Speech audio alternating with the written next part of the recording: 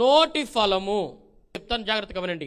నోటి ఫలముల గురించి, పెదవుల ఫలము. మీరు బైబిల్ గ్రంథంలో చూడగలిగితే ఇశ్రాయేల్ ప్రజలు అందరూ ఒక రోజును కూడుకుని ప్రభు సన్నిధిలో అడుగుతున్నారు, ప్రార్థన చేస్తున్నారు. ప్రభువా, నీకు అర్పణంగా తేవాలి, మా దగ్గర ఏమీ లేదు అయ్యా, ఖాళీ చేతులతో ఉన్నాము, రిక్తహస్తాలతో ఉన్నాము, నీ దగ్గర అర్పణ ఇవ్వటానికి మా దగ్గర ఏముందయ్యా?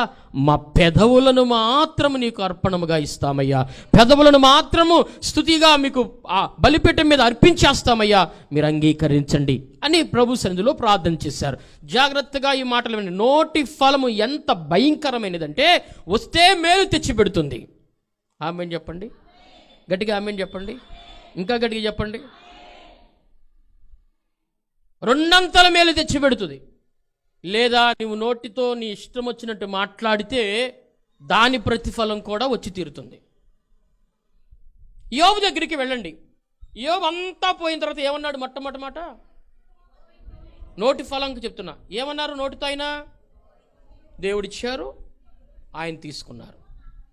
అదే రాహేలు విషయమై తన భర్త ఏమన్నాడు? నోటి ఫలం ఇది. తన భర్త ఏమన్నాడు? ఎవని దగ్గర అయితే నీ విగ్రహం ఉంటుందో వాడు తప్పక చచ్చునుగాక అన్నాడు. అన్నాడా లేదా ఆ మాట? మా మీరేమైనా తీసుకున్నారా? ఏమ్మా మీరేమైనా పట్టుకున్నారా? దాన్ని ఏమైనా తీసుకొచ్చావా? అమ్మాయి నిజం చెప్పు అని అడగాల వద్దా? మొత్తానికి నోటితో ఒక తీర్పు తీర్చేశాడు. ఆ నోటి ఫలం యథాతథంగా మార్పు లేకుండా వచ్చి పడిపోయింది. ఇక్కడ యోబు కూడా నోటితో పలికాడు. ఏమని పలికాడు? యెహోవా ఇచ్చెను, యెహోవాయే తీసుకొనెను.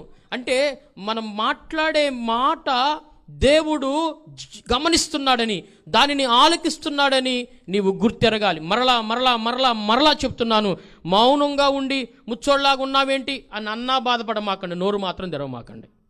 గట్టిగా స్తోత్రం చెప్తారా? అసలు మాట్లాడదో, ఈవిడేమిటి, ఈవిడేంటి ఇట్లా ఉన్నారు, మాట్లాడరు, ముచ్చోళ్ళలాగా ఉన్నారు అని మిమ్మల్ని ఎవరైనా హేళనగా మాట్లాడి వ్యంగ్యంగా మాట్లాడినా నోరు మాత్రం తెరవద్దు. ఆ నోటి ఫలము నువ్వు అనుభవిస్తావనే విషయాన్ని గుర్తెరిగి ఏదైనా పలకగలిగితే సత్యము పలుకు. ఏదైనా పలకగలిగితే ప్రభునామం మహిమపరిచే విధముగా నీ నోట దేవుని స్తుతిగానం ఉండేటట్లుగా పలుకు. ఏదైనా పలకగలిగితే దేవుని ఎదుట ప్రార్థించే ప్రార్థనా పలుకులు పలుకు. ఏదైనా పలకగలిగితే దేవుని దూషించే వ్యక్తిగా కాక దేవుని ఘనపరిచే వ్యక్తిగా నువ్వు పలకగలిగితే ఆ నోటి ఫలం యోబు మీదకి 2 దీవెన తెచ్చినట్లుగా నీ మీదకి కూడా 2 దీవెన తెచ్చిపెట్టునుగాక. ఇది నోటి ఫలం.